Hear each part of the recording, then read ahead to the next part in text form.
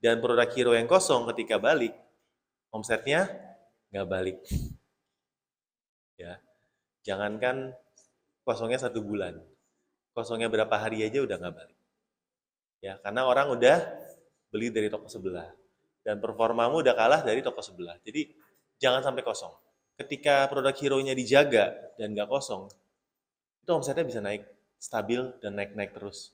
Padahal dulunya dia stuck di sana. Produk hero jangan pernah kosong. Nah ini teman-teman sesuatu yang ya mungkin teman-teman yang di Gaspol ini saya udah sering ngomong ya. Karena dalam optimasi kita itu seringkali terkendala ketika produk hero-nya kosong. Ya. Dan produk hero yang kosong ketika balik, omsetnya nggak balik. Ya. Jangankan kosongnya 1 bulan, kosongnya berapa hari aja udah nggak balik.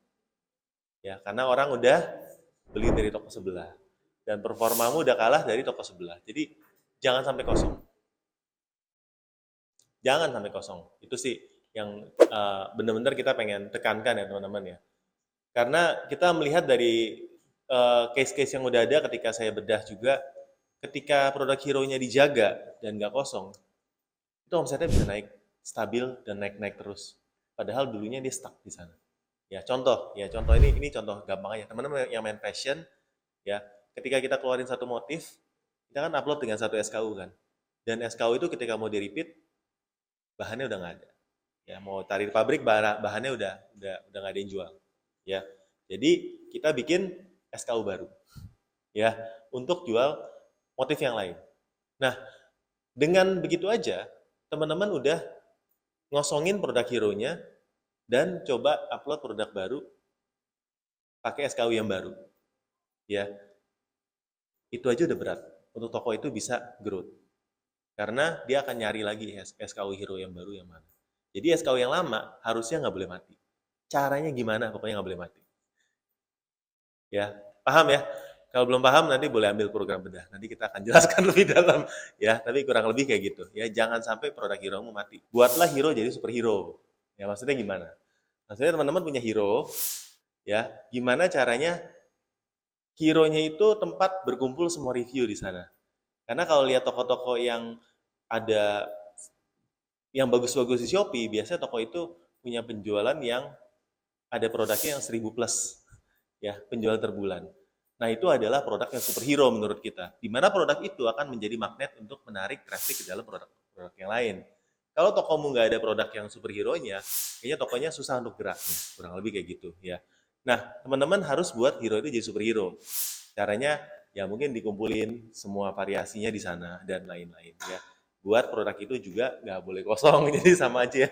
Hero-nya tarik, fokusin ya, iklanin dan lain-lain ya, optimasi, dipromoin ya. Karena seringkali yang kita promoin di live, di tempat lain itu barang-barang yang nggak laku. Ya kan? Supaya keluar ya kan. Kan harusnya logikanya kayak gitu ya. Mau promoin mana? Yang nggak laku dong. Yang stoknya banyak yang saya coret harganya. Tapi memang ya nggak bisa seperti itu kalau di marketplace. Justru yang laku yang harus dipromoin. Kalau nggak narik. Bener-bener nggak narik, mau dicoret kayak gimana juga harganya. Teman-teman pasti kalau mau ikut kelas pasti mau taunya kebanyakan tuh hack ya.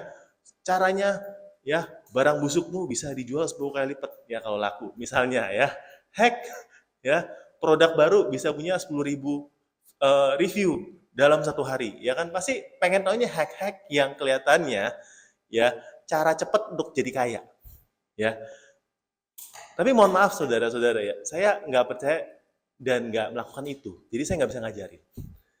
Ya, yang saya ajarin teman-teman, sesuatu yang berkah yang saya memang percaya, memang ini adalah cara organik yang nggak keren, tapi yang saya bahkan bertahun-tahun ini, dan saya masih eksis sampai sekarang dengan melakukan cara-cara seperti itu. Ya, saya nggak pernah bilang fake order buat supaya tokonya buat rame. Saya nggak pernah bilang ini hack ini, hack ini, hack ini. Enggak, teman-teman. Organik. Ya, organiknya benerin tokonya, kesehatan tokomu dijaga.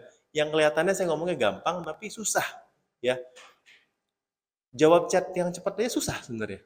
Ya, jawab chat yang tepat juga susah. Sekarang Shopee ada penilaianmu ya. Jadi kalau kamu kebanyakan nge-spam di chat ya, bisa dapat ratingnya jelek di penilaian chat juga. Jadi hal-hal yang boring adalah hal-hal yang ketika dikerjakan dengan benar akan menaikkan tokomu, akan membuat kamu jadi scale up, naik kelas.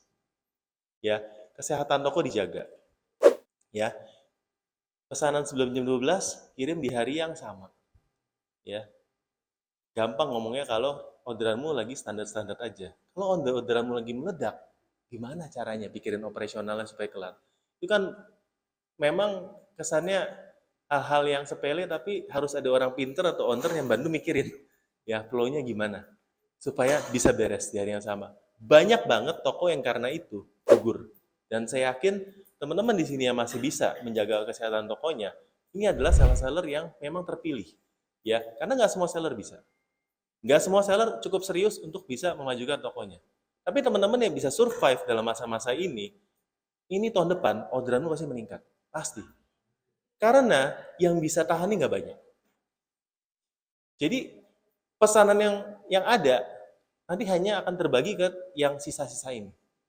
Ya, makanya kita dipaksa untuk naik kelas sebenarnya, teman-teman.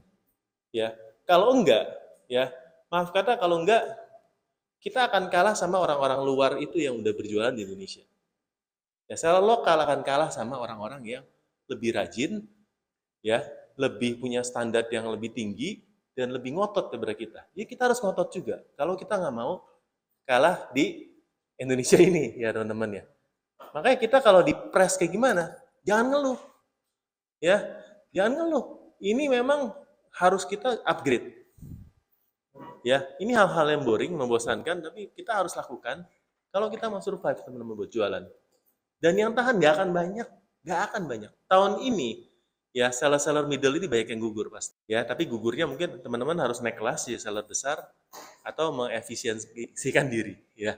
Jadi jangan sampai teman-teman patah semangat karena ini sebenarnya adalah peluang. Kalau kita tahan dan kalau kita bisa scale up ya, teman-teman pasti naik kelas tahun depan. Ini juga salah satu yang saya biasa tekankan kalau teman-teman yang pernah bedah sama siapa. Jadilah raja di subkategori Shopee. Ya, teman-teman udah nggak zaman, kayak zamannya Om Botak dulu kan saya jualan dari tahun 2011 ya.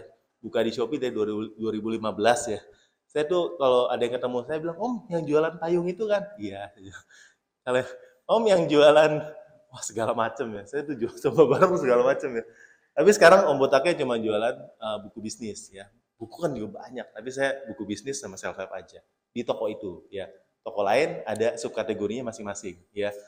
Jadi saya pun yang dulu Palu Garden, it works dulu ya. Dulu saya jual memang segala macam. Saya jual masker, sanitizer pas pandemi. Ya, segala macam kita coba, kita gas. Dulu works, sekarang enggak. Harus kuat dan jadi raja di subkategori. Ya.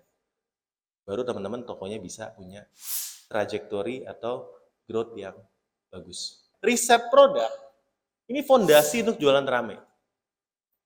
Ya, riset produk fondasi benar-benar. Ya, ya kemarin kita baru ngobrol soal riset produk ya bro ya di sini ya. Dan menurut saya itu penting-penting banget. Teman-teman coba saya mau survei di sini. Berapa marginmu?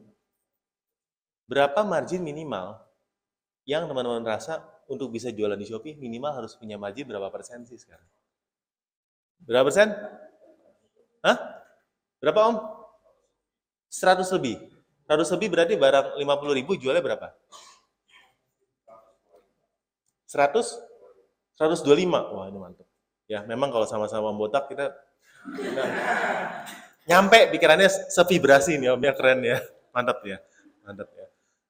Saya setuju sih. Tapi mungkin kalau untuk yang lain mungkin kalau 125 udah pada tutup toko semua dong, nggak ada yang beli ya. Ya, saya rasa minimal sekarang, minimal banget. Dan ini dikonfirmasi sama orang-orang Shopee ya, teman-teman ya.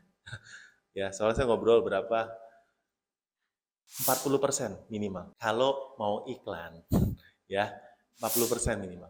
Untuk kategori umum ya, jangan hujat saya bilang saya jualan HP atau jualan barang-barang elektronik yang mahal-mahal enggak. Untuk kategori umum 40% minimal. Kalau kamu nggak 40%, kamu nggak akan bisa gerak, nggak bisa ngikut afiliat, nggak bisa ngikut segala macam, nggak bisa. Ya, bukannya ini kalau mau ngiklan ya, sekali lagi kalau mau ngiklan produknya. Kalau nggak ngiklan, ya memang jualan pakai cara lain, boleh. Ya, tapi ini kan gayanya saya, gaya gaspol ya. Saya percaya 40% itu minimal. Ya, untuk bisa sehat jualan. Bukannya nggak bisa, bisa mungkin. Tapi teman-teman mesti tadi, go very very big aja. Ini teman-teman ngambil marginnya tipis, tapi omsetnya gede banget. Ya, tapi kalau tanggung, nggak akan bisa hidup dari sini. Ya, akan sangat berat buat teman-teman. Nah, jadi PR-nya apa? Cari produk yang teman-teman bisa minimal marginnya 40 untuk bisa dijual. Ya, mungkin salah satunya maklon nggak ya kali Om ya, bener ya? Ya, kalau mau maklon bisa nih, ada bosnya sini ya, bisa. Ya, jadi salah satunya maklon. Kalau misalnya ngambil barang sama orang, selamanya kan marginnya terbatas. Teman-teman kalau jadi reseller, distributor, marginnya berapa? 25, 30, mentok. Ya, mungkin kalau stoknya banyak baru 35, ya 40 aja kadang nggak dapet. Kalau orderanmu dikit mah nggak nutup segitu buat hidup istilahnya, buat operasional nggak nutup. Jadi teman-teman harus cari produk yang tepat.